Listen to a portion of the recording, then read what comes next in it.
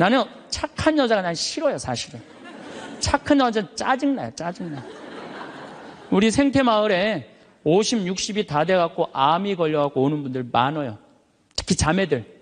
근데 이렇게 얘기를 해요. 신부님, 나 평생 집안을 위해서 고생하고 희생하고 내가 참고 견디고 살았는데 맨 마지막에 이렇게 암이 걸려갖고 내 인생을 돌아보면 남는 게 아무것도 없다고. 정말로 억울하고 분하다고. 그럼 나한테 막 울고, 난 이런 여자들 짜증나요. 누가 그렇게 살래요? 희생한다고 그게 훌륭한 게 아니에요. 참는다고 그게 훌륭한 게 아니에요. 집에서 누가 행복해야 되냐면 아내가 행복해야 돼. 그러니까 그 돈이면 이 돈이면 차라리 뭐 한다? 이 돈이면 차라리 애 학원을 한 번 더 보낸다. 이 돈이면 내가 살림살이를 하나 더 한다. 그리고 자기는 파마를 어떻게? 3만 원짜리 철모 뒤집어 쓴 거 딱 하고 있는 거야. 1년 내내 풀어지지도 않는 거 그냥 딱 쓰고 있는 거야. 난 그런 여자가 싫다는 거예요. 제가 평창에서 우리 생태마을에 한 100명 정도 시각장애자들이 와서 강의를 들었어요. 근데 그냥 강의를 너무 재밌게 듣는 거예요. 그래서 당신들 뭐가 그렇게 재밌느냐 그러니까 신부님, 우리는 눈에 뵈는 게 없어서 행복하다는 거예요. 눈에 뵈는 게 없어서. 여러분들, 우리는요, 그분들은 눈에 뵈는 게 없어서 행복하다고 그러는데 우리는 왜 안 행복하냐면 너무 보는 게 많아서 불행한 거예요. BMW, 벤츠, 그 다음에 남하고 비교하는 거야. 내 자식하고 남 자식하고 비교하는 거야. 내 자식은 요것밖에 안 됐는데 남 자식은 뭐 서울대학에 무슨 뭐 변호사에 뭐 판사에 검사에 의사에 내 자식 꼬라지는 요것밖에 안 되고 그러니까 불행한 거예요. 내가 뭐 우리나라의 그 좋다는 대학, 최고의 대학 졸업한 남편을 둔 부인들, 얼굴 밝은 부인들 별로 못 봐요. 하도 남편이 잘난 척을 해갖고 거기에 눌려갖고 그냥 찌그러져서 사는 여자들 많이 봐요. 그러니까 학벌 좋다고 내 자식 뭐 그냥 서울대 나왔다고 이 내 딸 결혼시키는 거 결코 지혜로운 게 아니에요. 혹시 여러분들 지금 난 안 기쁘다, 이분들 영적으로 병든 분들이에요. 이거 눈 지금 뜨고 있는 것만 해도 얼마나 은혜로운 거예요. 눈 하나 갈아 끼는데 1억이야, 1억. 2개 갈아 끼면 2억이야, 2억. 지금 나 쳐다보고 있는 분들 여기 지금 2억 깔고 지금 쳐다보고 있는 거예요. 엄청나게 부자들이 여기 앉아 있는 거 지금. 자, 여러분들 심장 하나 갈아 끼는데 5천, 간 갈아 끼는데 7천, 신장 갈아 끼는데 3천이에요. 그럼 요거 합치면 3억 5천이에요. 그런데 오늘 아침에 이 중국의 사형수들 장기 매매를 한다고 그러죠? 참, 나 깜짝 놀랐어요. 이 간 하나 매매하는데 1억 5천이래. 신장 7천만 원. 다 따블이야 보니까. 이 공식적으로 인터넷에 나온 자료보다 훨씬 더 비싸요. 그러니까 여러분들 그걸로 따진다면 여러분들 기본적으로 지금 한 6억 지금 갖고 있는 거예요. 팔 하나 갈아 끼는데 400, 양팔 800, 양다리 1600 이거 합치면은 아니 이렇게 양다리 양팔 다 갖고 있으면서 내가 기쁘지 않다. 지금 기쁘지 않는 분은 욕심이 꽉 차서 기쁘지 않는 거예요. 돈 욕심, 자식 욕심, 명예 욕심. 이 욕심을 아직 못 채웠다고 지금 기쁘지 않고 맨날 짜증 부리고 신경질 부리는 거예요. 오늘 영상은 끝까지 보셨으면 좋겠습니다. 절대 후회가 없으실 겁니다. 황창현 신부님의 행복 특강 지금 바로 시작하겠습니다. 영상이 마음에 드신다면 구독, 좋아요, 알림 설정 부탁드립니다. 요양원에서 숨죽여 우는 74세 할머니의 사연도 함께 들으시면 좋겠습니다. 우리가 이 세상을 살면서 악마의 유혹에만 안 빠지면 세상 참 행복하게 살 수 있어요. 악마는 주로 우리 예수님한테 광야에서 했던 유혹처럼 돈에 대한 유혹, 빵에 대한 유혹, 절을 하면 권세와 영광을 준다는 이 권세와 영광에 대한 유혹, 그 다음에 하나님이 계실까 안 계실까 예루살렘 성전에서 뛰어내려보라는 신앙의 유혹을 우린 늘 받고 살아요. 일생을 살면서. 아마 여기 계신 분들 중 그 유혹에 안 빠질 수 있는 분은 단 한 분도 없어요. 늘 빠져요. 근데 그 유혹을 극복할 수 있는 방법이 데살로니가 전서 5장 16절에 나와 있어요. 항상 기뻐하여라. 끊임없이 기도하여라. 어떤 처지에서든 감사하여라. 여러분들 어때요? 세상 사는 거 기쁘세요? 안 기쁘세요? 기뻐요? 근데 항상 기뻐요? 그게 문제예요. 성서에는 뭐라고 나왔어요? 항상 기쁘라고 그랬어요. 우리가 80평생을 산다고 보면은, 일을 하는데 26년을 쓴대요. 일을 하는데. 잠을 자는데 한 23년을 쓴대요. 그걸 밥 먹는데 6년을 쓴대요. 그 다음에 사람 기다리는데 6년을 쓴대요. 그리고 텔레비전 보는데 10년을 쓴대요. 근데 너무 기뻐갖고 막 웃으면서 그 기쁨을 만끽하는 거는 22시간 3분밖에 안 된대요. 80평생에. 항상 기쁜 게 아니야, 항상 기쁜 게. 근데 성서에는 항상 기쁘라고 그랬는데 우리는 22시간 3분밖에 안 기쁘단 말이에요. 여러분들 월세 살고 전세 살 때 꿈이 뭐예요? 나는 17평 아파트라도 내 이사 안 다니고 내 집 하나 가졌으면 원도 한도 없겠다. 그래갖고 정말로 열심히 돈을 모아갖고 17평짜리 아파트를 샀어. 방 2개짜리인데 너무 좋은 거야. 이제 이사 안 다녀도 되니까.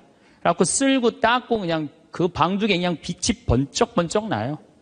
그렇게 행복하게 사는데 갑자기 친구가 차미슬 아파트 32평짜리 아파트 이사간 친구가 나 이 32평 아파트 샀다고 집들이 한다고 오라고 그래갖고 그 집에 딱 갔는데 이런 우리 집 17평이 그 집 베란다에 들어가게 생긴 거야. 그때부터 기뻐요, 안 기뻐요? 안 기뻐요. 이때부터 목표가 바뀌어요. 17평에서 뭘로 바뀌어요? 32평으로 바뀌어. 그래갖고 그냥 허리띠를 졸라매. 제일 만만한 게 뭐야? 교무금이야. 7만 원 내던 거 그냥 3만 원으로 딱 줄이고 열심히 그냥 한 10년을 모았어. 10년을 모았는데 모아갖고 경남 아파트 32평 샀어. 32평 사갖고 그냥 너무 행복한 거야. 근데 이 32평에는 안방에 샤워실도 있고 화장실도 있는 거예요. 온 세상을 다 얻은 것 같아. 그냥 너무 행복한데 아니 친구가 천당역 분당에 50평짜리 아파트 샀다고 초대를 하네. 거기 가보니까 우리 집 32평이 어디에 들어가게 생긴 거예요? 그 집 거실에 들어가게 생긴 거야. 우리가 이 세상을 살면서요 욕심을 부리다 보면은요 항상 기쁘지 않아요. 세상적인 욕심은요 채워도 끝이 없어요. 그래서 바다는 채워도 사람 욕심은 못 채운다는 거예요. 여기 계신 분들 혹시 난 지금 너무 괴로워, 내가 사는 게 힘들어. 뭐 때문에 힘드느냐면 지금 현실이 힘든 게 아니에요. 여러분들 욕심이 너무 많아서 힘든 거예요. 이유는 다른 거 하나 없어요. 그런데 우리가 목표가 하늘나라인 사람, 나는 이 세상적인 게 날 좀 실망시킨다 하더라도, 이 세상적인 출세를 좀 못했다 하더라도 나의 최종 목표는 하늘나라다. 정말로 아름다운 꽃이 있고 아름다운 사람들이 있고 성모님이 있고 하느님이 있고 예수님이 있고 오늘 채칠야 성녀 같은 그런 정말 아름다운 분들이 있는 그곳에 내가 간다라는 희망을 가진 사람은요 이 세상적인 게 날 좀 실망시킨다 하더라도 항상 기쁘게 살 수 있어요. 그런데 이 세상에 욕심만 부리다가 하느님 믿지도 않고 하늘나라에 대한 희망을 두지 않는 사람은 마지막에 빈털터리로 갈 수 있다는 얘기입니다. 제가 평창에서 우리 생태마을에 한 100명 정도 시각장애자들이 와서 강의를 들었어요. 근데 그냥 강의를 너무 재밌게 듣는 거예요. 그래서 당신들 뭐가 그렇게 재밌느냐 그러니까 신부님 우리는 눈에 뵈는 게 없어서 행복하다는 거예요. 눈에 뵈는 게 없어서. 여러분들 우리는요 그분들은 눈에 뵈는 게 없어서 행복하다고 그러는데 우리는 왜 안 행복하냐면 너무 보는 게 많아서 불행한 거예요. BMW, 벤츠, 그 다음에 남하고 비교하는 거야. 내 자식하고 남 자식하고 비교하는 거야. 내 자식은 요것밖에 안 됐는데 남 자식은 뭐 서울대학에 무슨 뭐 변호사에 뭐 판사에 검사에 의사에 내 자식 꼬라지는 요것밖에 안 되고 그러니까 불행한 거예요. 한국 사람들이 왜 불행한 줄 알아요? 모두 출세해야 돼. 그냥 이 세상에서 전부 다 출세. 여러분들 출세하면 행복할 것 같아요? 난 요즘 텔레비전 보면서 그 장관들 청문회 할 때 보면은 정말로 저러고 장관 되고 싶을까 그런 생각 들 때 참 많아요. 얼마나 인간적으로 모욕을 받아요. 그렇지 않겠어요? 사실 그 사람들도 나름대로 열심히 산 사람들인데 얼마나 모욕을 많이 당해요. 저는 오늘 우리 여기 신부님 왔는데 파리나무 십자가 합창단 여기 온다며요. 오늘 완전히 하루 만에 완전히 매진됐다고 그러더라고요. 역시 비전동 대단한 비전 있는 본당이라 역시 틀려요. 그런데 나는 더 놀란 게 뭐냐면은 파리나무 십자가 합창단이 세계 최고예요. 그런데 우리 전 신부님이 여기 평택 데리고 합창단, 꼬마아이들 합창단 해놨다며요. 얘네들 음도 잘 못 맞춘대요. 그런데 그 무대에 얘네들을 세우겠다는 거예요. 일반 사람들은 자존심 상하고 기분 나빠서 안 세울지도 몰라요. 창피하다고. 그런데 그 아이들이 노래하는 것 자체로 오케이라는 거예요. 본당심이 말씀하시기를. 그런 정신이 중요해요. 내가 좋아하는 일 하면 되지. 꼭 출세해야 돼? 그렇지 않겠어요? 여러분들 여기 안 행복하세요? 여기 장관들 있어요? 국회의원들 있어요? 없잖아요. 그럼 우리 다 불행해야 돼요? 아니죠. 내가 오늘 얼마나 즐겁게 일을 하느냐. 그거 하나라도 우리는 얼마든지 행복할 수 있어요. 학벌, 서울대학, 카이스트, 이번에 3월 달에 카이스트 아이들 4명 자살한 거 여러분들 아시죠? 얼마나 똑똑한 아이들이에요. 여러분들 공부 잘하면 좋을 것 같아요? 공부 잘하는 애들끼리 또 스트레스가 많아요. 서울대학도 다 1등 하는 거 아니에요. 거기 한 과에 40명이면 거기서 또 꼴등이 또 있어요. 거기서 또 꼴등이 있어요. 걔네들은 또 자괴감을 느낀다는 얘기예요. 그래서 학벌, 내가 우리나라의 그 좋다는 대학, 최고의 대학 졸업한 남편을 둔 부인들, 얼굴 밝은 부인들 별로 못 봐요. 하도 남편이 잘난 척을 해갖고 거기에 눌려갖고 그냥 찌그러져서 사는 여자들 많이 봐요. 그러니까 학벌 좋다고 내 자식 그냥 서울대 나왔다고 이 내 딸 결혼시키는 거 결코 지혜로운 게 아니에요. 그래서 우리는 너무 출세, 학벌, 돈, 이 돈도 제가 보기에는 돈이 우리가 행복을 결정해 주는 것 같지는 않아요. 저는 요즘 이 입시철만 되면은 교수들이 돈 받고 그냥 부정 입학시키고 감옥에 들어가고 그 박사까지 돼서 교수까지 돼서 그 돈 몇 푼 받아먹고 감옥에 가요. 그 요즘 부산 저축은행 줄줄이 다 들어가는 거 보세요. 돈이 많으면요 더 많은 유혹에 빠지는 거예요. 제일 행복한 사람이 어떤 사람인지 아세요? 1 더하기 1은 2라고 내가 벌은 만큼만 쓰는 사람이 제일 행복해요. 근데 또 어떤 사람이 불행한 줄 아세요? 자기가 번 걸 쓰지도 못하고 죽는 사람들 많아요. 보면 9개 번 사람은요 10개 채우려고 1개 더 모으려고요 9개 손도 못 대고 죽는 사람들 많아요. 99개 가진 사람은 100개 채우려고 99개 쓰지도 못하고 죽는 사람들 많아요. 돈은요 제가 지난번에도 강의를 했듯이 내가 쓴 것만 내 돈이에요. 내가 쓴 것만. 살아오면서 여러분 이제까지 살아오면서 여행 다니고 맛있는 거 먹으러 다니고 성당 봉헌하고 여기 이 땅 사는데 위대한 일 하신 분들 땅값 내고 이것만 내 돈이에요. 내가 여기 비전동에서 제일 열받을 때가 언제였느냐면은 IMF 때 여기 내가 있을 때 터졌거든요. 근데 우리 교우들 20억 30억 날라간 교우들 많아요. 여기 안에. 근데 술이 취해갖고 나한테 와갖고 뭐라는 줄 알아요? 신부님 이렇게 망할 줄 알았으면은 하루아침에 날릴 줄 알았으면 성당에 봉헌이라도 많이 할 걸. 내가 이 성당에서 내가 그 경험을 했다니까. 제일 열받는 거야. 다 잃어버리고 후회하지 말고 언제 해요? 있을 때 하세요. 있을 때. 그러니까 여기 지금 땅 산 거 열심히 봉헌하세요. 돈이 나를 행복하게 하는 건 아니에요. 또 우리나라 사람들은 외모를 너무 따져. 외모를. 이 4가지가 우리나라 사람들이 기쁘지 않는 이유 중에 하나래요. 그래갖고 그냥 텔레비전 보면 그냥 저는 요즘 나이를 먹어서 그런 게 아니라 연예인을 구분을 못 하겠어요. 다 그놈이 그놈 같고 그 여자가 그 여자 같아요. 다 똑같이 생겼어. 어떻게. 그런데 얼굴 잘생긴 남자들 여러분들 같이 살아보는 여기 자매님들 어때요? 속 끓어요 안 끓어요? 끓어요. 얼굴 남자 얼굴은요 그저 둥글둥글하니 투실투실하니 그냥 후덕한 그런 얼굴이 제일 좋은 거예요. 잘생겨봤자요 바람이나 피고 골치 아파요. 또 여자 얼굴 이쁘면은 그거 피곤해요. 이 남자 저 남자 찝쩍찝쩍 거려서. 얼굴은 그저 나같이 씹다 뱉은 수제비 같이 생긴 게 제일 좋은 거야. 제일 좋은 거예요.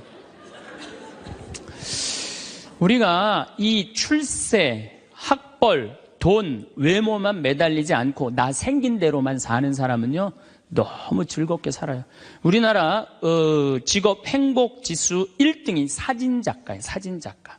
사진 찍는 사람들이 제일 행복하대요. 자연 다니면서 마음껏 세상을 다 담을 수 있잖아요. 얼마나 좋아요. 그러니까 여러분들 내가 원하는 일을 지금부터 찾아서 하라는 거예요. 여러분들 쉽게 안 죽어요. 여러분들 앞으로 지금 50대신 분들 손 들어보세요. 50대신 분들 손 들어보세요. 나 50 넘었다. 여러분들 앞으로 60년 남아있어요. 60년 동안 밥 먹고 자고 밥 먹고 자고 이 일만 할 수 없어요. 내가 원하는 일을 하다 죽어야 돼. 원하는 일을 하다 죽어야 돼. 지금부터 그 일을 찾아 나서야지 여러분들 행복해요. 그 시각장애우들이 아시면 우리 눈에 뵈는 게 없어서 행복하다 그러더니 그분들이 우리 생태마을 앞마당에 보면 강이 내려다 보여요. 강이 내려다 보이는데 내 형제가 이 시각장애자인데 눈에 열이 너무 많았고 눈을 차라리 빼버리는 장애우들이 많아요. 그래서 아예 빼는 교우들도 있어요. 근데 눈을 정말로 다 뺀 형제 넷이서 그 강을 이렇게 내려다 보면서 내려다 보는 건지 안 내려다 보는 건지 잘 몰라도 얘기를 하는 걸 내가 들었어. 야, 베드로야, 내가 우리나라 참 많이 다녀봤는데 이렇게 경치 좋은 데는 처음이라는 거예요. 그래서 내가 물어봤어요. 아니, 뭐가 그렇게 경치가 좋은지 당신이 어떻게 아느냐고. 신부님, 강물 소리 들리지 않느냐 이거야. 그 다음에 새소리 들리지 않느냐 이거야. 그 다음에 느티나무가 있는데 바람에 느티나무 흔들리는 소리 들리지 않느냐. 그 다음에 5월 달에 꽃이 만발했는데 이 꽃 향기 미친다는 거, 맑은 공기에. 아니, 눈이 없는 우리, 보이지도 않는 우리 시각 장애우들도 이렇게 경치 좋은데 처음이라는데 우리는 그냥 두 눈을 다 뜨고 이 아름다운 별도 보고 하늘도 보고 단풍도 보고 이 평택 들판도 보는데 내가 안 기쁘다. 이 사람들 어때요? 영적으로 단단히 병든 것 같지 않아요? 혹시 여러분들 지금 난 안 기쁘다. 이분들 영적으로 병든 분들이에요. 이거 눈 지금 뜨고 있는 것만 해도 얼마나 은혜로운 거예요. 눈 하나 갈아 끼는데 1억이야, 1억. 2개 갈아 끼면 2억이야, 2억. 지금 나 쳐다보고 있는 분들 여기 지금 2억 깔고 지금 쳐다보고 있는 거예요. 엄청나게 부자들이 여기 앉아 있는 거 지금. 자, 여러분들 심장 하나 갈아 끼는데 5천, 간 갈아 끼는데 7천, 신장 갈아 끼는데 3천이에요. 그럼 요거 합치면 3억 5천이에요. 그런데 오늘 아침에 이 중국의 사형수들 장기 매매를 한다고 그러죠? 참, 나 깜짝 놀랐어요. 이 간 하나 매매하는데 1억 5천이래. 신장 7천만 원. 다 따블이야 보니까. 이 공식적으로 인터넷에 나온 자료보다 훨씬 더 비싸요. 그러니까 여러분들 그걸로 따진다면 여러분들 기본적으로 지금 한 6억 지금 갖고 있는 거예요. 팔 하나 갈아 끼는데 400, 양팔 800, 양다리 1600 이거 합치면은 아니 이렇게 양다리 양팔 다 갖고 있으면서 내가 기쁘지 않다. 지금 기쁘지 않는 분은 욕심이 꽉 차서 기쁘지 않는 거예요. 돈 욕심, 자식 욕심, 명예 욕심. 이 욕심을 아직 못 채웠다고 지금 기쁘지 않고 맨날 짜증 부리고 신경질 부리는 거예요. 지금 이렇게 건강한 몸으로 지금 집에서 여기 성당까지 걸어오셨다. 여러분들은 무조건 행복해야 되고 기뻐야 돼요. 여기 여기 자해원에 한번 가보세요. 여기 뇌수정에 걸린 아이들, 뇌가 얼마나 큰지 몸보다 머리가 더 커요. 얘네들은 평생 일어나질 못해요. 그러니까 점점 머리가 커지다가 20살도 못 넘기고 죽어요. 평생 한번 일어나 보지도 못하는 거예요. 근데 여러분들은 지금 걸어서 2다리를 여기까지 와서 앉아있다. 그럼 무조건 삶의 충만함, 살아있는 거에 대한 희열을 느끼셔야 돼. 난 정말로 건강하게 살아서 내가 움직이고 있구나. 근데 난 지금 얼굴에 그냥 기쁨이 하나도 없어. 이분은 뭔가 영적으로 병이 든 분이에요. 치료가 필요해, 영적으로. 그럼 어떤 사람이 기쁘냐 하면은 긍정적인 사람이 기뻐요. 부정적인 사람은 기쁘지 않아요. 세상을 삐딱하게 보는 분들은 안 기뻐요. 보면은 장사 안 돼도 대통령 탓, 고수도 안 돼도 대통령 탓, 내가 이렇게 지질이 못 사는 것도 부모 탓, 다 남 탓하는 사람은요, 기쁠 수가 없어요. 남 욕하는 사람은 행복하지가 않다는 거예요. 그래서 항상 긍정적으로 바라야 돼. 경제학자 파레토라는 사람이 있는데 이 사람이 개미들 있죠, 개미들. 개미들이 참 부지런한 곤충이잖아요. 그래갖고 개미를 관찰을 해봤어요. 그랬더니 개미들이 100마리가 왔다 갔다 하는데 놀랍게도 먹을 걸 물고 왔다 갔다 하는 거는 20마리밖에 안 된대요. 나머지 80마리는 그냥 왔다 갔다 하는데 그냥 아무것도 안 하고. 그래갖고 너무 신기해갖고 요 20마리를 또 모아갖고 또 100마리를 만들어 놓으니까 처음에는 다 물고 왔다 갔다 하더니 조금 지나더니 20마리만 먹을 걸 물고 왔다 갔다 하고 나머지 80마리는 그냥 왔다 갔다 하는데 어느 공동체나 열심히 일하는 사람은 20%예요. 나머지 80%는 그냥 왔다 갔다 하는 거예요. 성당도 똑같아요. 성당도 보면은 성당 와서 미사해설하고 나 오늘 저녁 너무너무 맛있게 먹었는데 저녁 준비하고 뭐 성당에서 봉사하는 사람은 20%고 나머지 80%는 그냥 왔다 갔다 하는 거야. 가방 들고. 근데 본당 신부가 그 20%에 초점을 맞추느냐 80%에 초점을 맞추느냐에 따라서 본당 분위기는 하늘과 땅 차이예요. 80% 그냥 왔다 갔다 하는 사람 맨날 욕해. 당신들 그래갖고 천당 가겠느냐. 당신들 그렇게 살아서 예수님한테 상 받겠느냐. 맨날 욕먹어.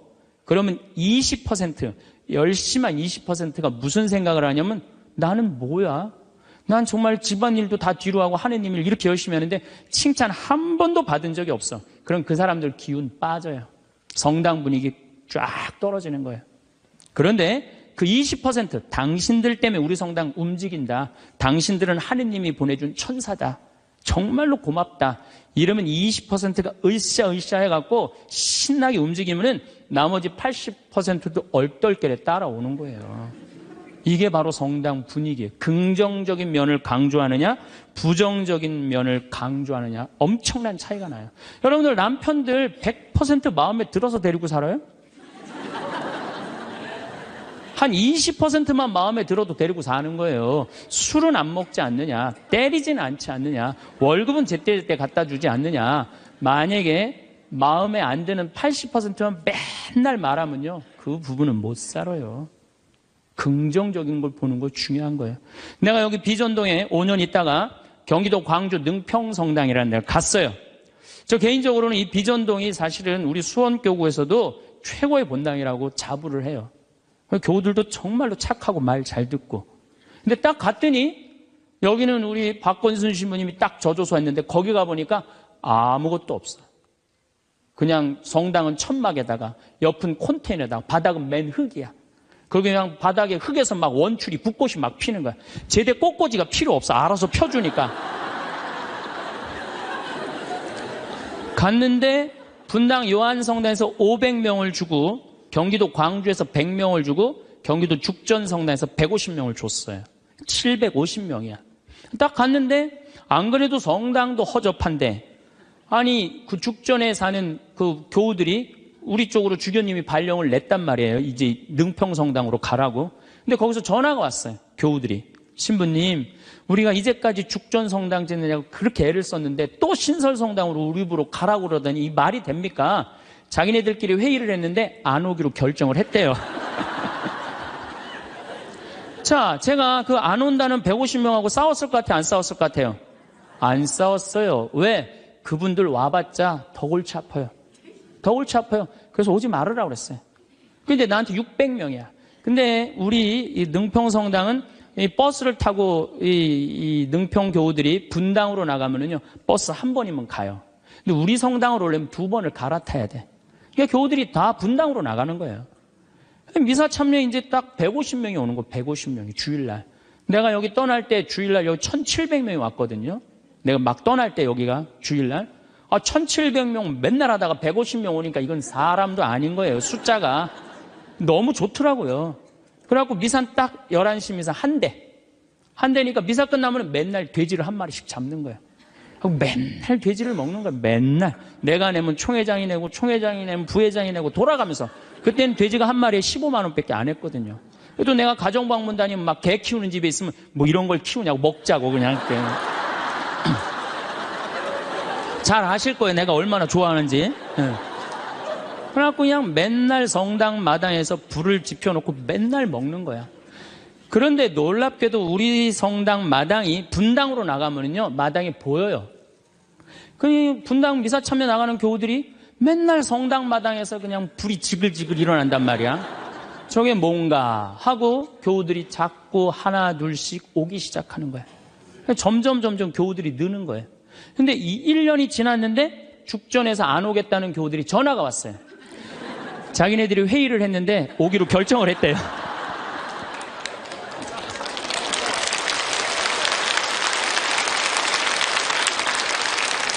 그래서 제가 오지 말라고 그랬겠어요? 오라고 그랬겠어요?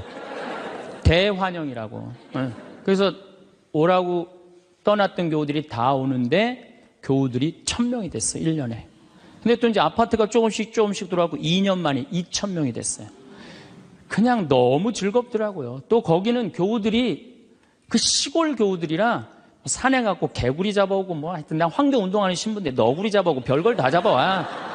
이거 뭐 신부님 이거 개고기라고 그러고 거짓말하고 막 먹이고 너무 행복했어요.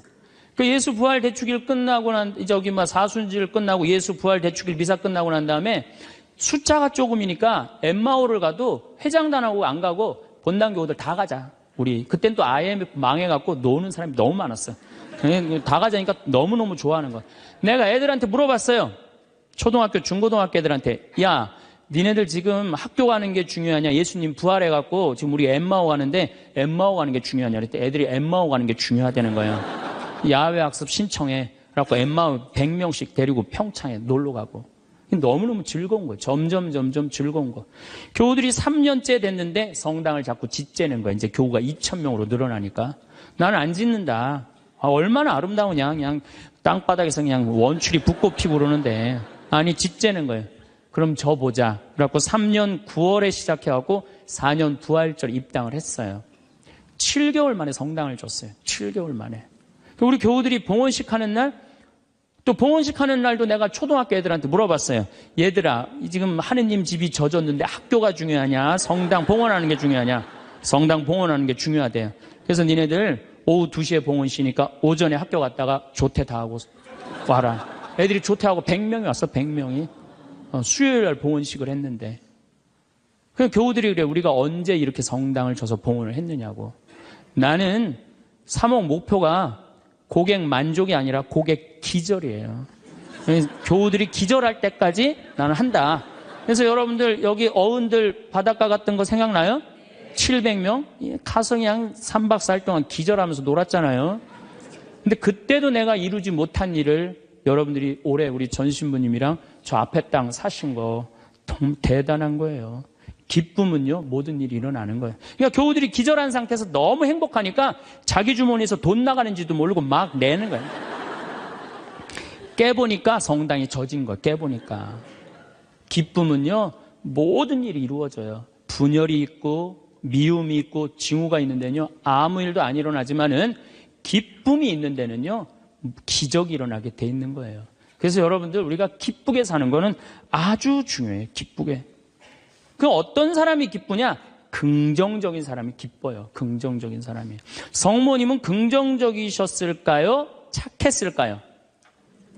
성모님 100번 긍정적이에요. 처녀한테 천사가 나타났어. 마리아, 너 아이를 가질 것이다. 저는 처녀인데요. 아마 착한 여자였다면 이렇게 얘기했을 거예요. 아니, 난 너무 지금 요셉이랑 약혼한 상태라 나는 요셉한테 미안해서 애 갖고 난 절대 결혼 못 한다. 난 순수하고 깨끗하게 요셉한테 시집 가고 싶다. 그리고 우리 어머니 아버지 쓰러진다. 아니, 그리고 왜 처녀한테 와서 그러느냐. 애 한 둘, 셋 논데 가서 얘기해봐라. 분명히 그랬을 거예요. 근데 성모님은 굉장히 긍정적이셨어요. 당신을 통해서 인류의 구세주가 탄생한다 그러니까 이 몸은 주님의 종입니다. 그대로 저에게 이루어지기를 바랍니다. 한번 해보자는 거예요. 얼마나 적극적이고 긍정적이에요. 이렇게 적극적이고 긍정적이셨기 때문에 인류 구세주의 어머니가 된 거예요. 그래서 나는 긍정적인 여자가 좋지 난 착한 여자는 좋아하지 않아요. 나는 착한 여자가 난 싫어요, 사실은. 착한 여자 짜증나요, 짜증나. 우리 생태마을에 50, 60이 다 돼갖고 암이 걸려갖고 오는 분들 많아요. 특히 자매들. 근데 이렇게 얘기를 해요. 신부님, 나 평생 집안을 위해서 고생하고 희생하고 내가 참고 견디고 살았는데 맨 마지막에 이렇게 암이 걸려갖고 내 인생을 돌아보면 남는 게 아무것도 없다고. 정말로 억울하고 분하다고. 그럼 나한테 막 울고, 난 이런 여자들 짜증나요. 누가 그렇게 살래요? 집에서는 엄마가 행복해야 돼. 집에서는 엄마가 행복해야 돼요. 무슨 얘기냐면은, 나 지금 남편이 맨날 바람 펴. 남편이 맨날 빚졌어.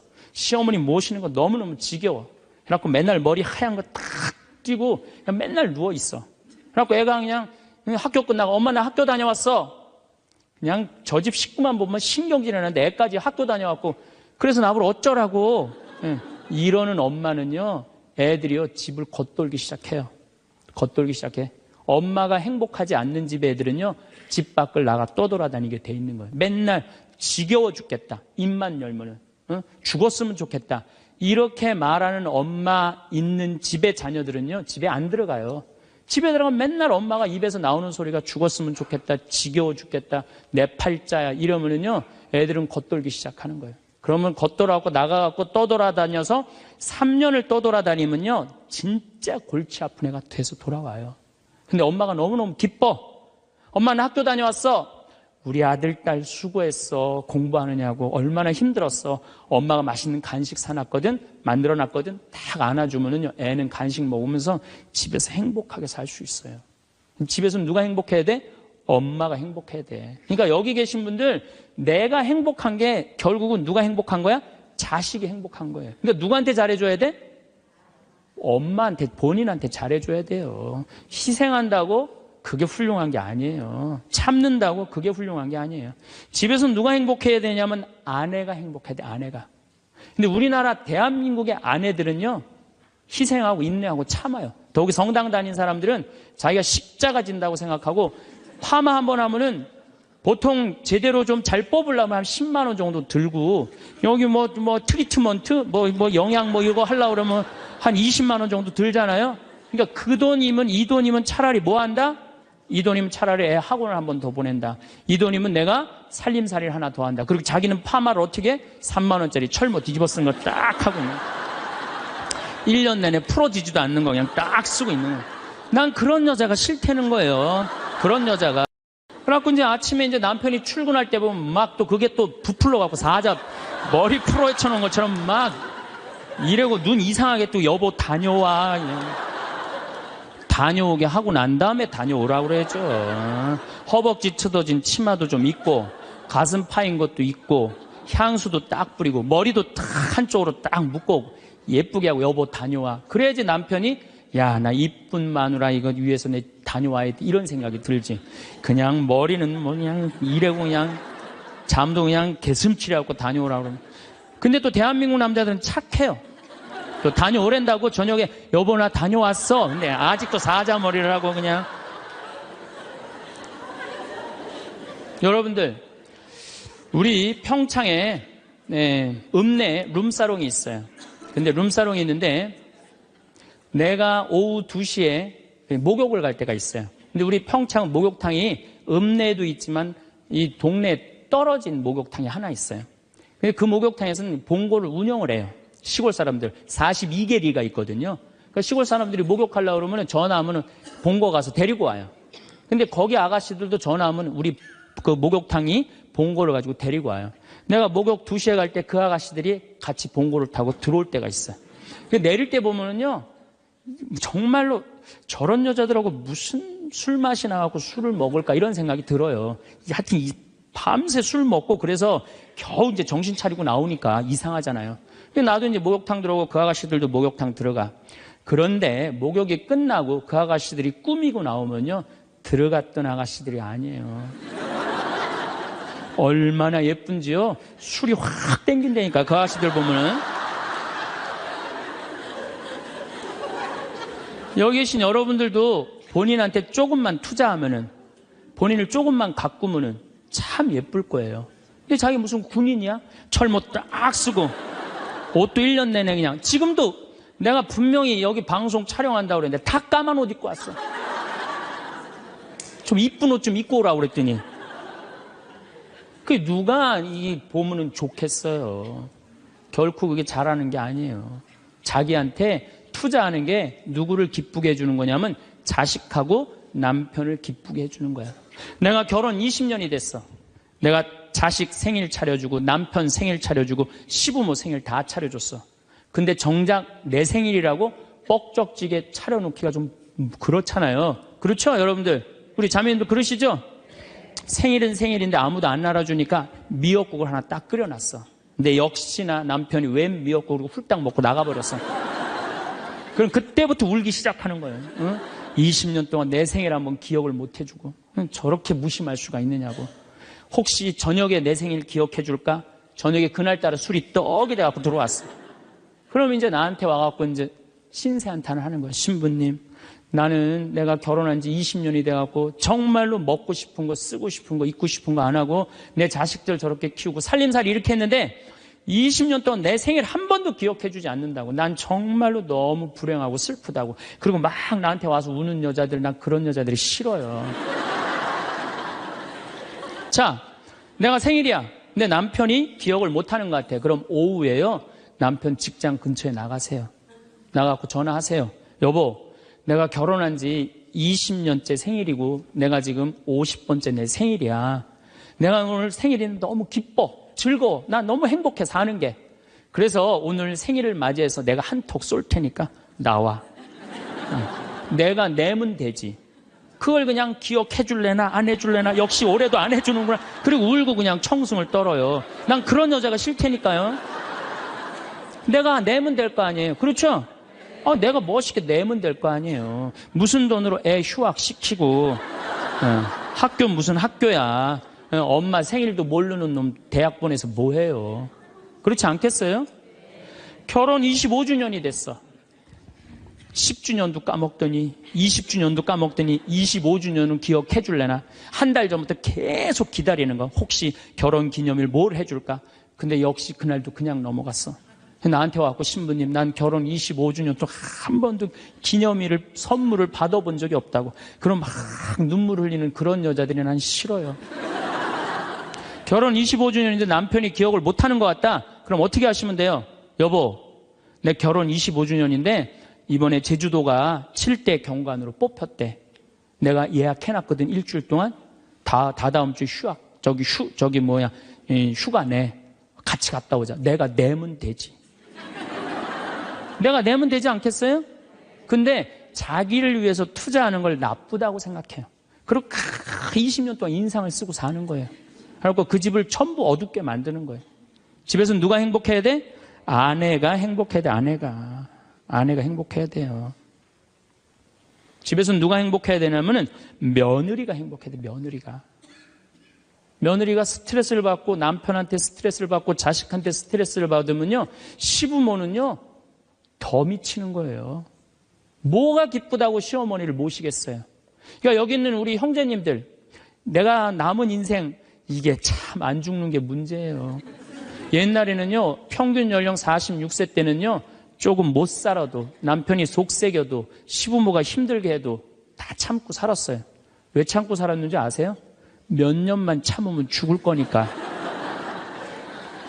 몇 년만 참으면 죽을 거니까 다 참고 살았어요. 요즘은 참고 살아도 50부터 110살까지 60년을 어떻게 참고 살아요. 뭔가 긍정적인 문제를 해결을 하고 행복하게 살아가야죠. 그러니까 집에서는 누가 행복해야 되냐면 며느리가 행복해야 돼. 그러니까 여기 있는 형제님들은 누구 행복만 책임지면 행복하냐면 마누라, 아내, 집사람만 행복하게 해주면요, 여러분들 일생은, 남은 생은 전부 편안해요. 남은 생은.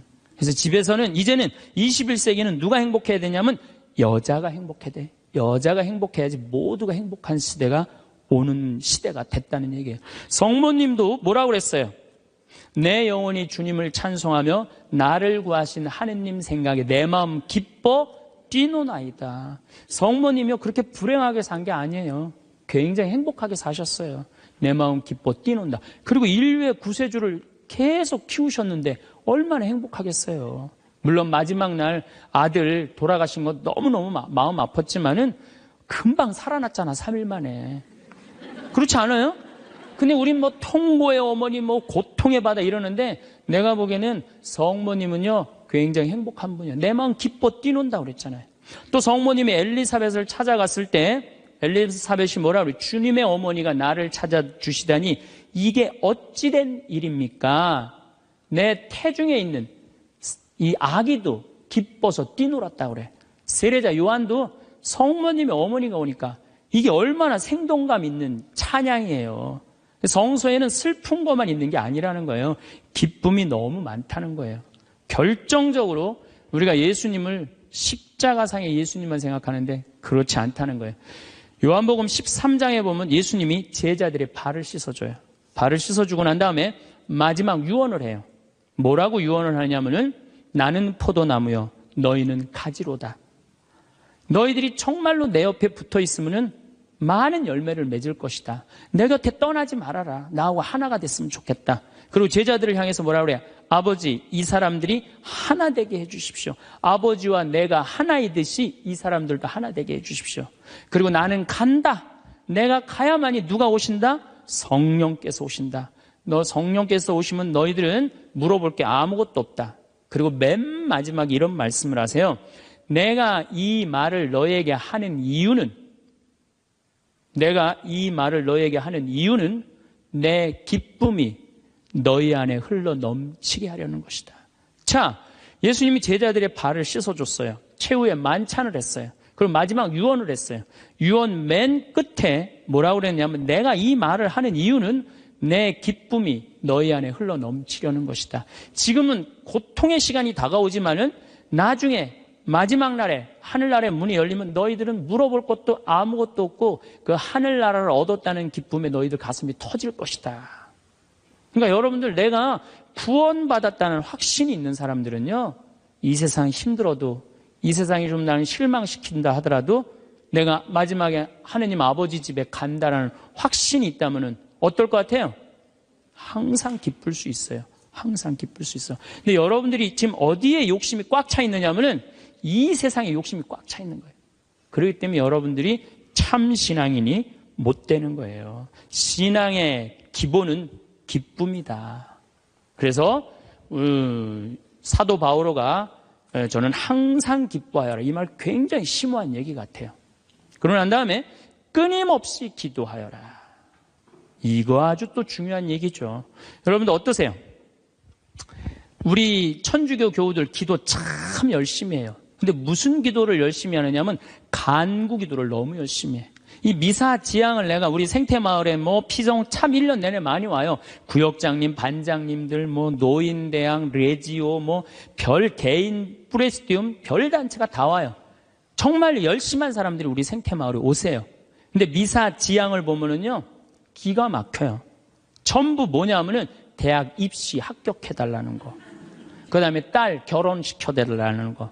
그 다음에 딸 애 생기게 해달라는 거. 임용고시 합격하게 해달라는 거. 그 다음에 전세 나가게 해달라는 거. 월세 나가게 해달라는 거.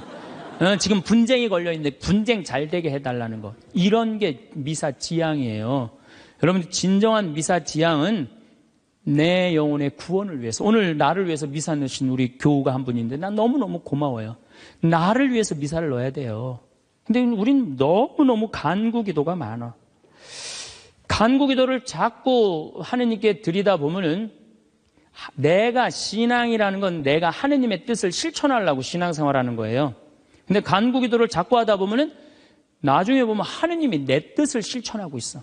하느님이. 그러니까 내가 하느님의 종이 아니라 누가 내 종이 돼 있어? 하느님이 내 종이 돼 있는 경우가 너무 많아. 하느님 내 종이 돼 있는 경우가. 그 신앙이 올바르지 않아요. 여러분들 자녀들이 30살까지 키워놨어.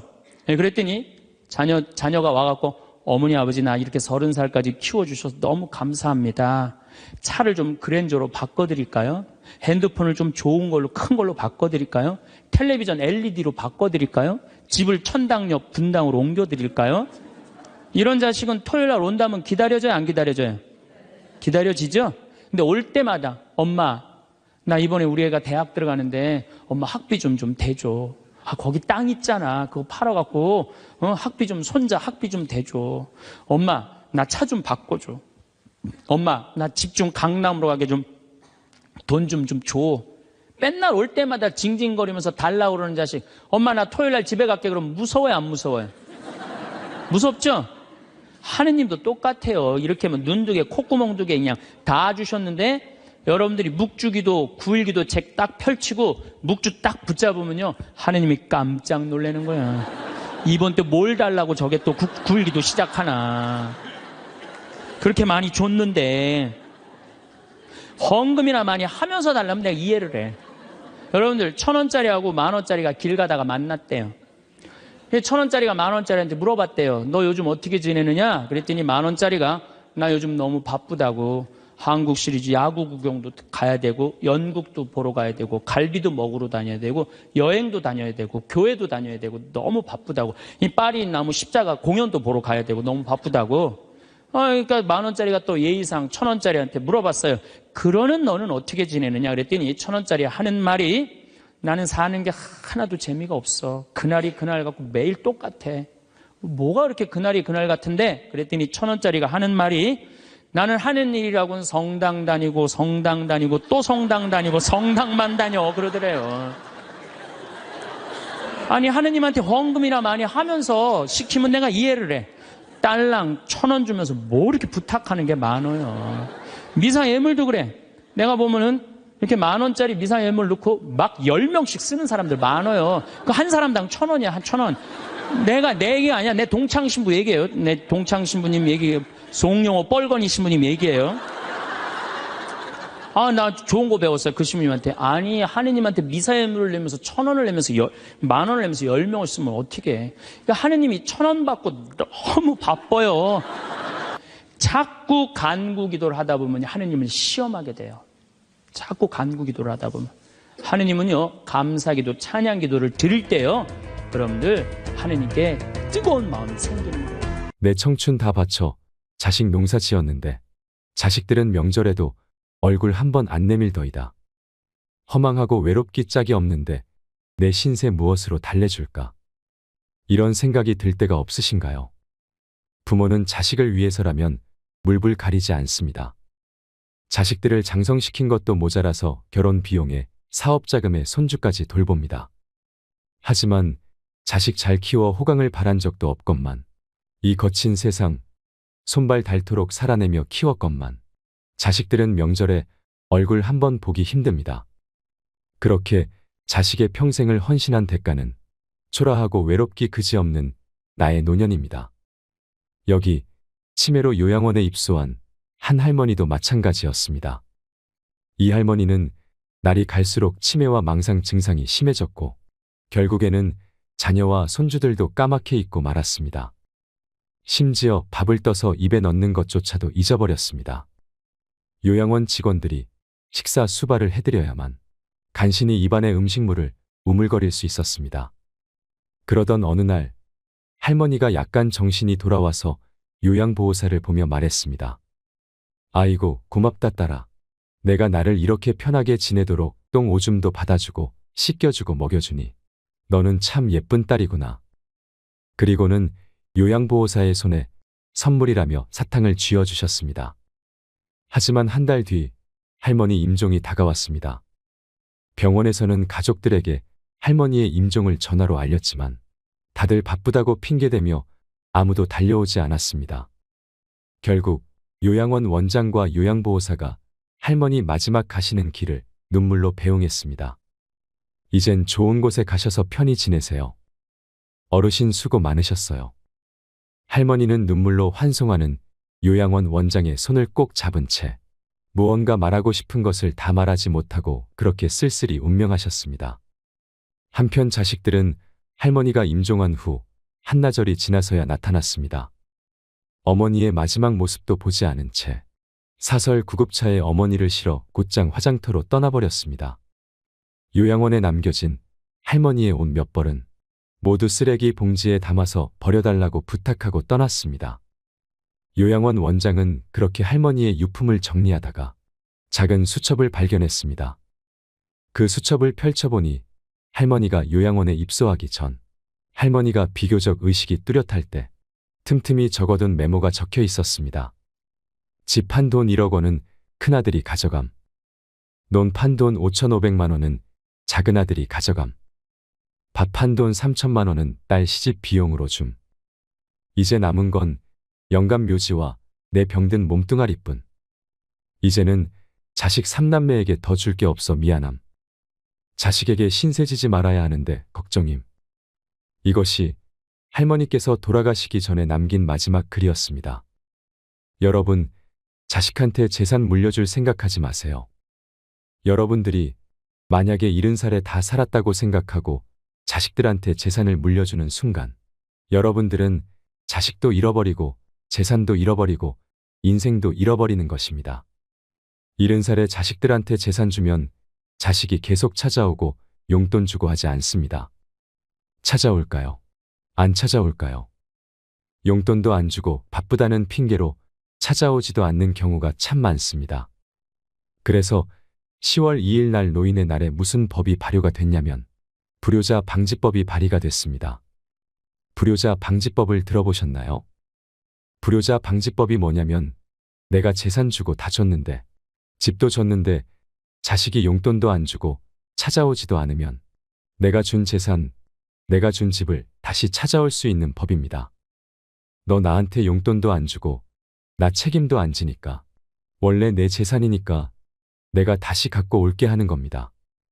그런데 70살이 넘어서 법원에 다시 준 재산 찾아오겠다고 법원에 소송을 걸 수 있는 할머니들이 몇 명이나 될까요? 그냥 참고 사는 겁니다. 속은 새까맣게 타들어가는데 참고 사는 것입니다. 그래서 가만히 보니까 만만한 게 신부님입니다. 왜냐하면 황창현 신부님한테 찾아가면 저 신부님은 나를 받아줄 것 같은 생각이 드는 것입니다. 그래서 실제로 황창현 신부님한테 70살 넘은 분들이 전화해서 사정을 다 얘기한다고 합니다. 제가 자식들한테 재산 주고 탈탈 털어 모든 것을 다 줬는데 자식들이 박사해 사업하고 잘 사는데 나 찾아오지도 않는다고 말입니다. 그러면서 나 너무 멀쩡하다고, 난 아직도 건강하다고, 설거지도 할 수 있고 빨래도 할 수 있고 다 할 수 있다는 겁니다. 그렇게 신부님하고 같이 살고 싶다는 그런 분들이 많습니다. 지금부터 신부님이 하셨던 말씀을 들려드리겠습니다. 요즘 나하고 살자는 여자가 너무 많습니다. 1년에 500명도 더 되는 것 같습니다. 그래서 제가 그 편지들을 지금은 다 모아놓습니다. 왜 모아놓느냐 하면 그 내용이 기가 막힙니다. 내용이 신부님 제가 자식을 어떻게 키워서 어떻게 성공시키고 어떻게 재산을 물려줬는데 나한테 이럴 수가 있느냐고 그렇게 구구절절 편지 쓰는 분이 많습니다.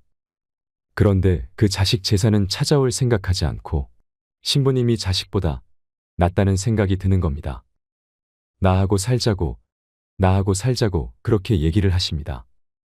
하루는 제가 전화를 받았는데 85살 된 할머니였습니다. 85살 됐는데 70살의 아들이 그러더래요.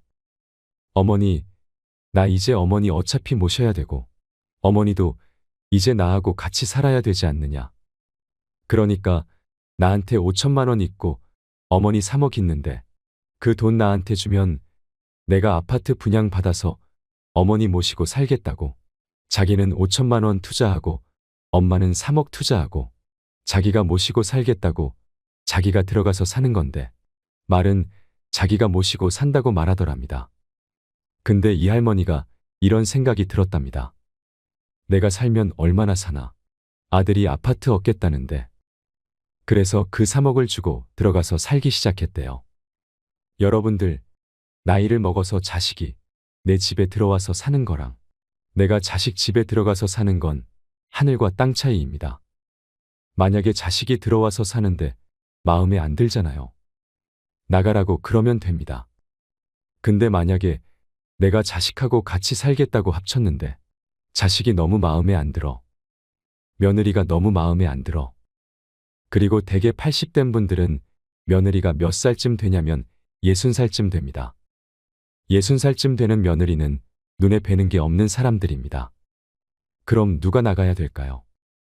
80살짜리가 짐 싸들고 나가야 됩니다.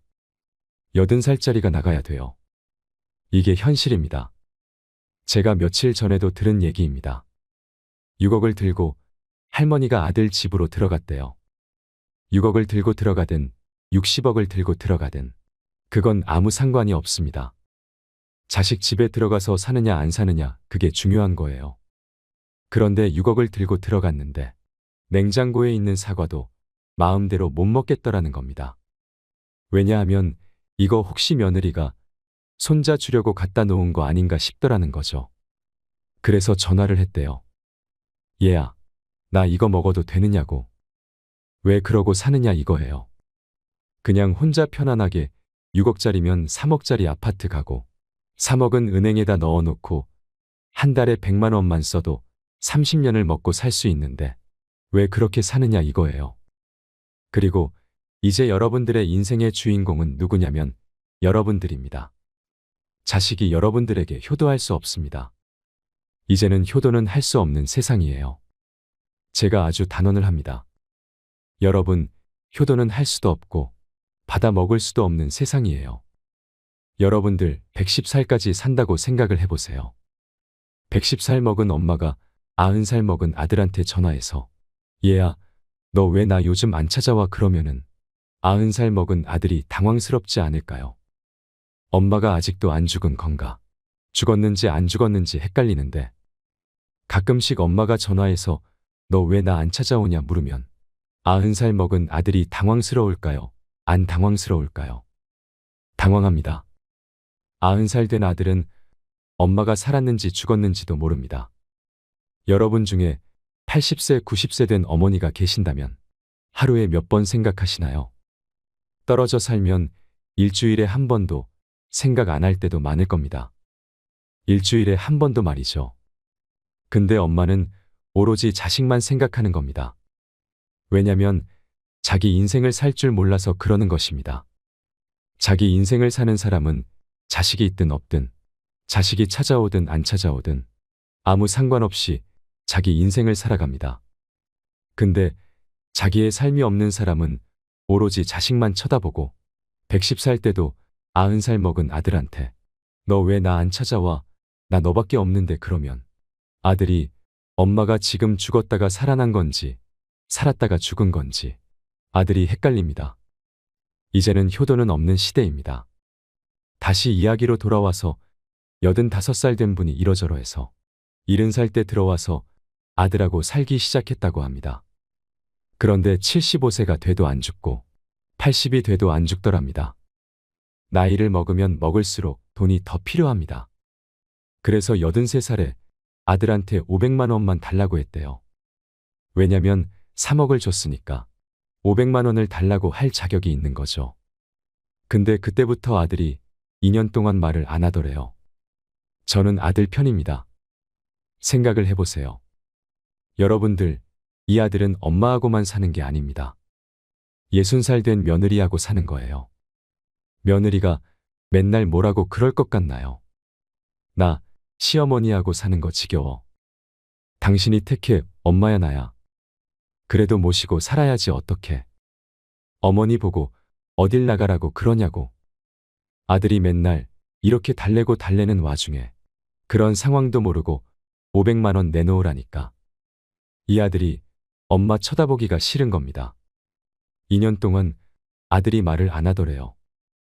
2년 동안 한 집에 사는데 아들이 2년 동안 나를 사람 취급도 안 하고 말도 안 하면 그 집에서 살고 싶을까요? 살고 싶지 않죠.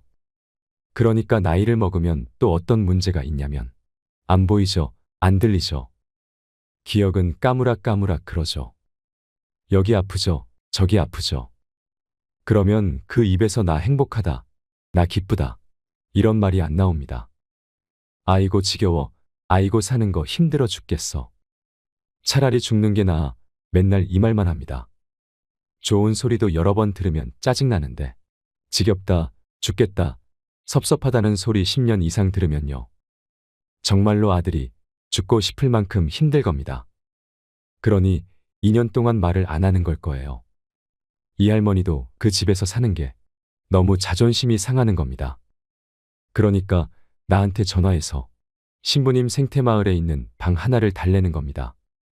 와서 살겠다고 말이죠. 나 아직도 건강하다 이거예요. 85살이 그것도 알몸으로 와서 나하고 산다는 겁니다. 아니, 내가 24살이 와서 산다 그래도 살까 말까 고민을 지금 해야 될 판국인데 85세 할머니가 아들한테 3억 다 주고 나한테 와서 알몸으로 살겠다고 하더라고요. 할머니, 우리 생태마을은 피정집입니다. 할머니께 드릴 방이 없습니다. 라고 하니 내가 거기 방 많은 거 아는데 왜 그러시나요? 그 많은 방이 안 비느냐 하더군요. 무작정 내놓으라는 겁니다. 할머니 죄송하다고 우리는 피정집이라 드릴 방이 없어 죄송해요. 그러니까. 아니 방송 보면 우리 노인들 마음을 가장 잘 아는 분이 신부님인데 막상 통화해보니까 보는 거하고 다르다 하면서 성을 내시더군요. 방송 보는 거하고 다르다고 말이죠. 그래서 이 할머니가 마지막 전화기를 내려놓으면서 뭐라고 그러냐면 전화 막상 해보니까 신부님이나 내 아들이나 다를 바 하나도 없다고 똑같다고 말하시면서 전화를 끊었습니다. 이 할머니는 정말로 어디다 마음 둘 데가 단 한 군데도 없습니다. 만약에 이 할머니가 3억을 그대로 가지고 있었다면 그 서름을 안 받았을 겁니다. 그 서름 안 받고 그냥 자기 인생 사는 겁니다. 아들은 아들 인생 사는 거고 그럼 서로 섭섭할 것도 없고 원수될 것도 없습니다. 그런데 뭐가 원수가 되는 줄 아시나요? 줄 거 다 주고 원수가 됩니다. 그러니까 자식한테 돈을 주는 게 아닙니다. 주지 마세요. 뭐하러 주세요? 황창현 신부님께서 들려주신 이야기를 들으니 어떠신가요? 어린 시절 우리는 어른들에게 서로 베풀고 나누면서 살라고 배웠습니다. 이웃은 남이 아닌 사촌과 같았습니다. 하물며 내 자식은 오죽할까요? 하지만 모든 것을 불태워 금이야 오기야 키우느라 하얗게 새어버린 부모의 처지는 안중에 없고 나와 내 자녀를 먼저 생각하는 자식들이 많아지면서 소외되는 노인들이 적지 않습니다.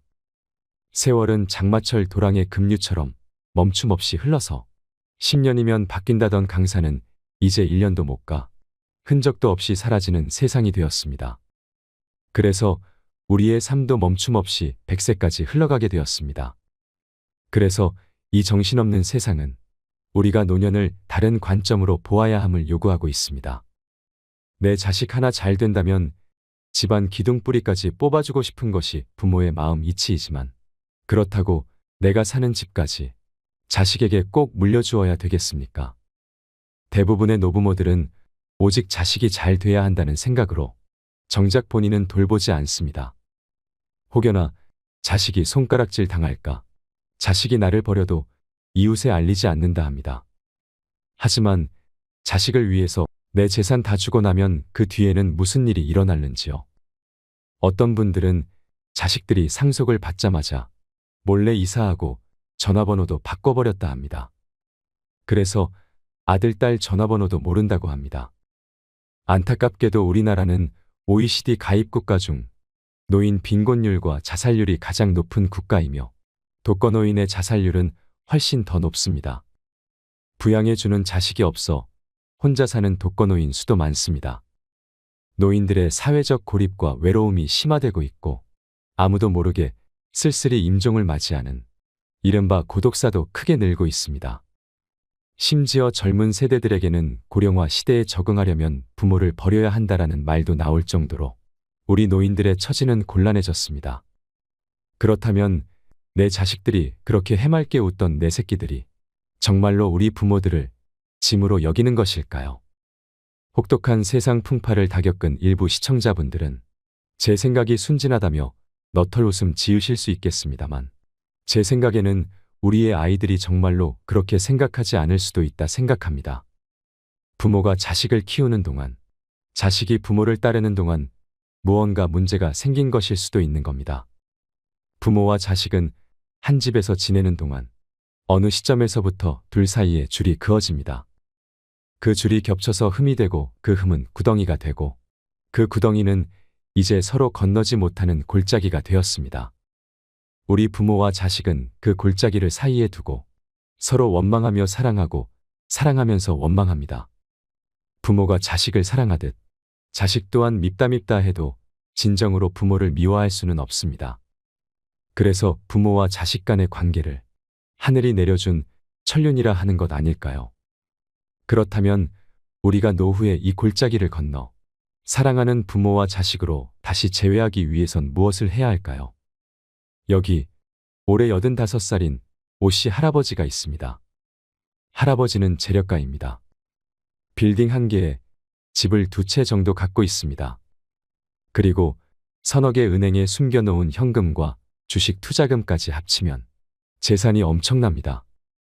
10년 전 할아버지는 자꾸 불어나는 재산을 감당하기 힘들어지자 친구 아들에게 재산 관리를 맡겼습니다.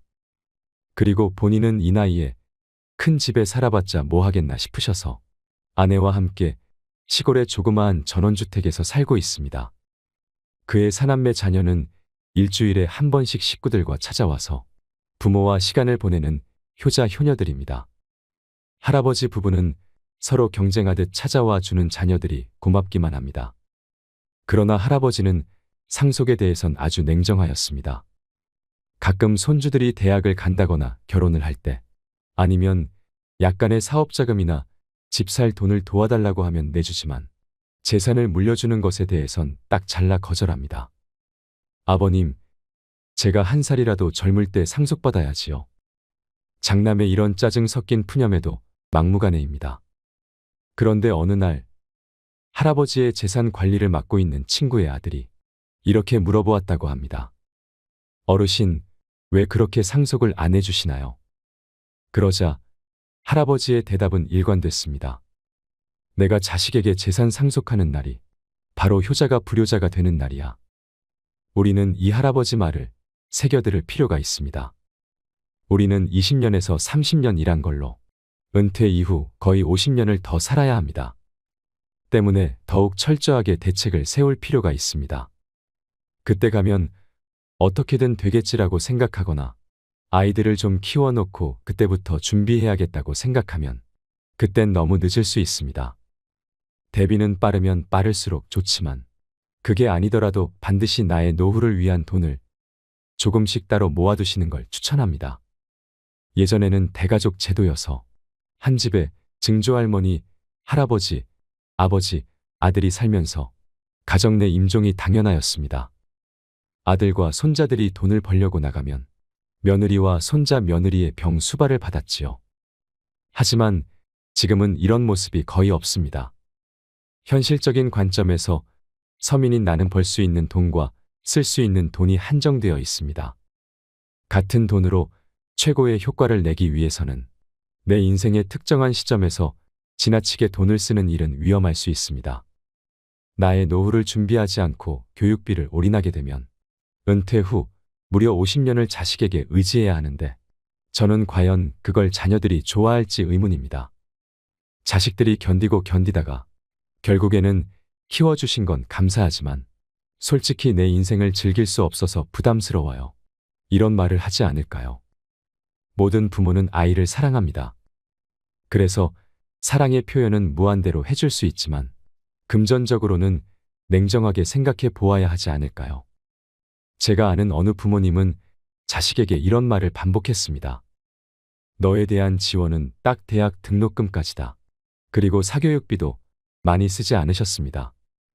어찌 보면 냉정하다고 볼 수도 있지만 시간이 흐르자 그 부모님은 현명한 부모님이셨다는 생각이 들었습니다. 그분의 아이는 실제로 대학 등록금 이후로는 부모님에게 금전적으로 의지하지 않았고 그렇게 자식을 끊어낸 돈은 노부부의 노후자금으로 쓰였습니다. 그리고 아이는 어른이 되어서도 그 사실에 감사하고 있습니다. 우리가 진정으로 아이를 위하고 아이에게 부담을 덜어주려면 어떤 선택을 해야 할지 많은 고민이 필요한 시점입니다. 따라서 어쩌면 자녀에게 가장 큰 선물은 나의 노후 준비 자금 대책이 아닐런지요. 누구도 우리를 구원하지 못한다. 그 어떠한 누구도 우리를 구원할 수 없고 하지도 못한다. 우리는 우리 스스로 그 길을 나아가야만 한다. 석가모니의 말씀입니다. 무릇 든 자리는 몰라도 난 자리는 아는 법이라 했습니다. 자식들이 장성하여 집을 떠나면 난 자리가 생깁니다. 아이들이 떠나고 조용해진 집안에서 배우자와 단둘이 밥상을 마주할 때 새삼스레 어색했던 적은 없으신가요? 또한 젊어서 만나던 인연들도 살다 보면 10중 8구 잊혀집니다. 그래서 우리는 노년의 외로움이라는 거대한 벽을 마주하게 됩니다. 외로움은 간교하며 치명적입니다. 마치 숲속 어딘가에서 가만히 피어나는 독버섯처럼 외로움이 내 마음속 어딘가에 뿌리를 내리게 되면 그 독버섯에서는 두려움이라는 독이 은은하게 피어납니다. 그래서 내가 올바른 선택을 할 수 없게 만듭니다. 앞서 소개해드린 불행한 노인들이 올바른 선택을 할 수 없었던 큰 이유 중 하나가 바로 외로움 때문입니다. 내가 혼자서 잘못되어도 누구 하나 도와줄 사람이 없다는 것은 사회적 동물인 인간이라면 누구나 견디기 힘든 고통입니다. 그리하여 자식에게 기대려는 마음이 커집니다. 너의 능력으로 번 돈이 아닌 남의 돈으로 무리하게 사업하지 말고 순리를 따르라고 타이를 수도 있는 것을 기어코 집을 팔아 사업자금으로 주게 됩니다. 내가 너를 믿고 사랑했듯이 너도 그럴 것이라 믿고 내 돈 주고 용돈을 받으면서 손주까지 떠안습니다. 그런데 자식은 바쁘다며 얼굴 한번 보기가 힘이 듭니다. 나의 헌신이 헌신짝이 되어버렸습니다. 그래서 노인들은 항상 외롭습니다. 혼자 될까봐 두렵습니다. 세상에 믿을 사람은 가족밖에 없었는데 믿을 사람이 남보다 못한 사람이 되었습니다. 그래서 누구든 붙잡고 싶어집니다. 그러면 이번엔 남은 괜찮을까요? 가족보다 괜찮은 남은 있을까요? 그리하여 인연이 아닌 사람까지 붙들어 봅니다. 물에 빠져 떠내려가느니 무엇이든 붙드는 게 낫다 싶습니다. 하지만 얼마 못 가 서로 의견 충돌이 생기고 결국 그 관계도 깨지고 맙니다. 남은 결국 남이었습니다. 그리고 우리는 다시 외로운 노인이 됩니다. 외로움이라는 급류에 휩쓸려 정처 없이 떠내려갑니다. 어디 깊은 소용돌이에 휘말리게 되지는 않을까? 큰 바위에 부딪히는 건 아닐까? 두려움에 떨면서 말입니다. 그야말로 참말로 외롭습니다. 이 얼마나 슬픈 일인가요? 그래서 저는 우리에게 남겨진 소중한 인생을 외로움에 허무하게 휩쓸리지 않기 위해서 자식에게도 주변 사람에게도 말을 더 조심히 하고 아낄 것을 권해봅니다. 그러면 그것이 내 가족이건 이웃이건 생판남이건 확실한 내 사람이 생겨서 외롭지 않을 수 있습니다. 종종 자식들은 부모님의 말씀 때문에 스트레스 받는다 합니다. 밖에서 사람들에게 다 들리게 자식 험담을 하거나 가족끼리도 듣기 힘든 거친 말과 매번 불평 불만을 섞어 마음에도 없는 앓는 소리를 하시니 견디기가 힘들다고 합니다. 물론 자식들도 부모님의 말이 말뿐임을 알지만 부모님이 몸도 마음도 유약해진 통에 좀 더 관심을 가져달라는 푸념이라는 것은 알지만 그것이 매일 반복되니 힘들다고 합니다. 그래서 이러다가 부모님 주변에 아무도 남아있지 않을까 걱정을 하기도 합니다. 늙으면 죽어야지 하는 말도 그것이 설령 진심이라고 해도 자식이 그 말에 공감하기가 쉽지 않습니다. 한번 자식은 영원한 자식이라 했던가요? 아무리 사이 나쁜 부모 자식이라 해도 설령 언성을 높이고 서로를 원망한다 해도 원망하면서도 그 원망의 크기만큼 속으로는 서로 울고 있는 법입니다. 너무 화가 나서 미워서 상처를 주었는데 막상 상처를 주고 보니 피를 나눈 가족이 상처받고 아파하는 모습에 내가 상처받아 더 우는 것입니다. 그래서 늙으면 죽어야지라는 부모님의 말에 자식들은 상처받습니다. 상처받기 때문에 아프기 때문에 듣지 않으려는 것일 수 있습니다. 하지만 상대방이 상처받지 않도록 말을 하는 법은 결코 어렵지 않습니다. 해야 할 말과 하지 말아야 할 말만 구분해 보세요. 적어도 하지 말아야 할 말만 안 해도 성공이라 할 수 있겠습니다. 그렇다면 나는 과연 말을 조심히 잘 쓰고 있는 것일까? 이것이 고민되신다면 말을 할 때 다음에 7가지를 고려해서 말씀해 보시는 것을 권해드립니다. 물론 7가지라 하여 모두 지킬 필요는 없습니다. 당장 한두 가지라도 실천할 수 있다면 우리 마음속에 있는 외로움을 하나둘 뽑아낼 수 있을지도 모릅니다. 첫째, 타인을 향해 상스러운 말은 하지 마라. 욕이나 비하하는 말은 가장 하지 말아야 할 말입니다. 욕과 비하는 하늘에 대고 뱉은 침처럼 고스란히 내게 돌아옵니다. 둘째, 상대가 싫어할 말은 하지 마라. 누구나 살면서 여러 가지 상처를 받습니다. 그래서 그 상처와 연관되는 말들이 있습니다. 그 말은 건드리면 폭발하는 뇌관입니다. 하지만 사람마다 경험이 다르듯 그 뇌관도 다릅니다. 그러니 우리는 항상 말조심을 해야 합니다. 셋째, 인격을 무시하는 말을 하지 말라. 자존심을 건드리면 회복하기 어렵습니다. 예로부터 우리나라는 예를 중시하며 나를 낮추는 겸손을 미덕으로 삼아왔습니다. 그래서인지 자존감이 낮은 경우가 많습니다. 즉, 인정을 못 받고 자란 것이지요. 그래서 자존심이 강합니다. 하지만 자존심이 강하다는 것은 곧 열등감이 강하다는 것입니다. 열등감은 마음의 상처를 먹고 무럭무럭 자랍니다. 그래서 살다가 어느 순간 열등감이 불쑥 올라오면 정말 아픕니다. 아물어 가던 상처의 딱지를 한 번에 떼어지는 것 같은 기분입니다. 그러니 상대방의 그 상처를 굳이 건드리는 일은 하지 말아야 합니다. 넷째, 상대 가족을 헐뜯지 마라. 차라리 내 욕을 했으면 했지. 내 가족은 건드리지 말아라. 우리는 한 번쯤 이런 말을 해보았거나 들어보셨을 것입니다. 아무리 못나고 미운 나의 가족이라도 남이 욕하면 화가 나는 것이 도리입니다. 따라서 본질과는 아무 상관도 없이 상대의 가족은 어떤 상황에서도 건드리지 말아야 합니다. 다섯째, 유머 있는 대화의 기술이 필요하다. 무슨 이야기든 심각할 필요가 있을까요? 꼭 이 대화를 통해 무언가 바꿔야 한다. 꼭 득이 있는 대화여야 한다라는 마음을 내려놓으세요. 우리가 다른 사람에게 줄 수 있는 가장 소중한 선물은 우리의 존재입니다. 우리가 상대방을 존중하고 사랑하며 품을 때 비로소 우리의 관계는 꽃처럼 피어날 것입니다. 대화는 우리가 행복해지는 도구일 뿐입니다. 여섯째, 분명한 말은 오해를 남기지 않는다. 확실한 예스와 확실한 노는 연습해야 잘할 수 있습니다. 마음이란 표현을 해야 알 수 있습니다. 나는 내 마음을 알기 때문에 당연하다 생각할 수 있지만 상대방은 10길 물속은 알아도 한길 내 마음속은 알 수 없습니다. 만약 내가 할 수 없고 거절을 해야 하는 일이라면 당장 상대방이 실망할 수 있어도 단호하게 표현하세요.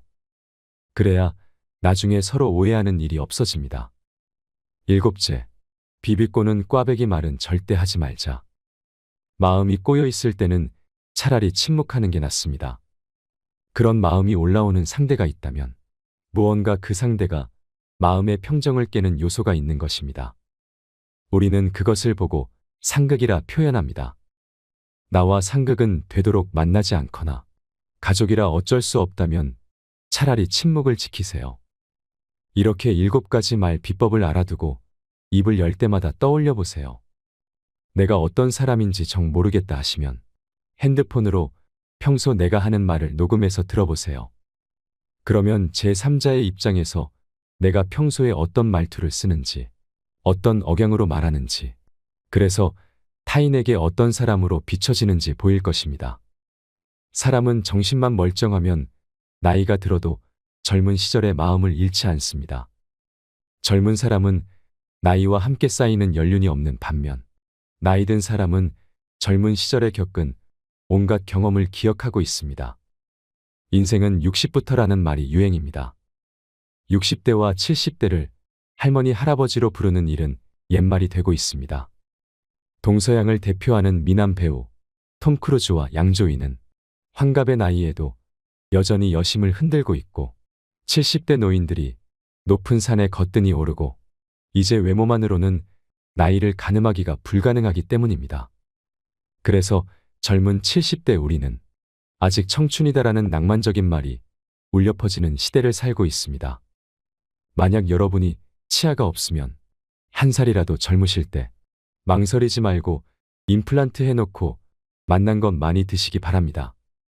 그리고 무릎 관절이 닳아서 걸을 수 없다면 즉시 인공관절이라도 시술받아 걸을 수 있도록 치료받고 열심히 걸어 다니시기 바랍니다. 눈으로 볼 수 있을 때 실컷 구경하고 귀도 안 들리면 돈 아끼지 말고 최고급 보청기 구입해서 귀 속에 깊숙이 넣고 친구들과 많이 얘기 나누시는 건 어떨까요? 행복은 모두에게 유익할 때 찾아옵니다. 당신이 행복할 때 이 기쁨은 영원하지 않겠지만 반대로 고통을 겪을 때 그 고통 또한 지속되지 않습니다. 세상 모든 것은 영원하지 않으며 과거는 이미 지나갔고 미래는 아직 오지 않았습니다. 우리가 살 수 있는 시간은 단 한순간뿐입니다. 그것은 바로 현재입니다. 그래서 현재에 충실히 살지 않으면 죽기 전에 후회가 남게 됩니다. 베풀 수 있을 때 남에게 많이 쏘고 또 쏘고 즐길 수 있을 때 마음껏 즐기는 것이 노후를 맞이한 우리들의 마지막 삶을 즐길 수 있는 값진 투자가 아닐까요? 이것이 인생길 후반 우리들의 생생한 모습이 아닐까요? 인생이란 따지고 보면 지금처럼 평범하게 노후 인생을 즐기며 사는 게 최고 아닐까요? 오늘 즐거움을 내일로 미루지 말고 누구를 미워도 말고 누군가가 불러만 주면 번개처럼 뛰어나가고 또 내가 부르면 총알같이 튀어나와줄 그런 사람과 함께 만나 허심탄회한 대화 나누고 맛있는 것 양껏 먹고 마시며 행복을 만들어 보세요. 노후에 보장된 내일이란 없습니다. 오늘이란 어제 죽은 사람이 그렇게도 갈망하던 내일입니다. 당신의 지금 이 순간이 인생 최고의 날입니다. 어제 꽃이 화려했던들 무슨 소용일까요? 뒷방에 누워있던 노인도 일어나 움직이면 꽃피는 봄날이 됩니다. 그러면 고목나무에도 꽃은 핍니다. 저는 여러분들이 별것 아니라 해도 매일 동네 목욕탕에서 사소한 행복을 느끼며 노후 생활을 만끽할 수 있으면 좋겠습니다. 우리는 그동안 이리저리 살아낸 세월이 있어서 그 세월에 길들여진 몸과 마음이 하루아침에 바뀌지 않습니다. 지금 당장은 의지가 든다 해도 며칠만 지나면 뚜렷하던 이 의지가 어느샌가 흐릿해져 버리는 게 우리네 삶 아니던가요? 그리고 또한 나는 이미 내 재산을 자식에게 전부 다 줘버렸는데 이제 와서 이런 걸 고민한들 무슨 의미가 있나? 그렇게 이미 저질러진 일을 이제 와서 주워 담을 수 없는 것 또한 우리네 인생이 아니던가요? 하지만 강물에 돌멩이를 계속 던져보세요. 어깨가 아프고 팔목이 저려도 상관 말고 계속 돌멩이를 던져보세요. 그러면 결국 수면 위로 돌멩이 산이 서서히 솟아날 것입니다. 또한 세상 모든 일은 저마다 적절한 시기가 있습니다. 초년운이 좋다가도 말년이 나쁠 수도 있고 이보다 나쁠 수 없다 싶을 정도로 초년운이 나쁘다가도 말년운이 트일 수도 있습니다. 가는 길이 구불구불해도 끝이 좋으면 모든 것이 좋다 했습니다. 자신을 등불로 삼고 자기를 의지하되 만약 견딜 수 없을 만큼 힘들고 고통스러울 때에는 인생이 나에게 뭔가 가르치려고 하고 있는 것임을 잊지 마세요. 매일 아침 우리는 새로 태어납니다. 어제 일보다 오늘 하는 일이 무엇보다 중요합니다. 언젠가 못 보고 못 듣고 못 먹고 못 입고 못 걷고 내 손으로 아무것도 못할 그런 날이 오기 전에 남은 인생 양껏 즐기다가 어느 날 밤 내 집에서 잠들었는데 그대로 영면하는 것이 오복 중에 가장 큰 복이 아닐까요? 내 발로 걸어다니고 맛있는 음식을 입으로 먹을 수 있는 날이 그리 길지 않다는 점을 명심하시고 하루하루 감사하고 소중하게 열심히 즐기시기 바랍니다. 이상으로 책틀맨이었습니다. 오늘도 끝까지 시청해 주셔서 감사드립니다.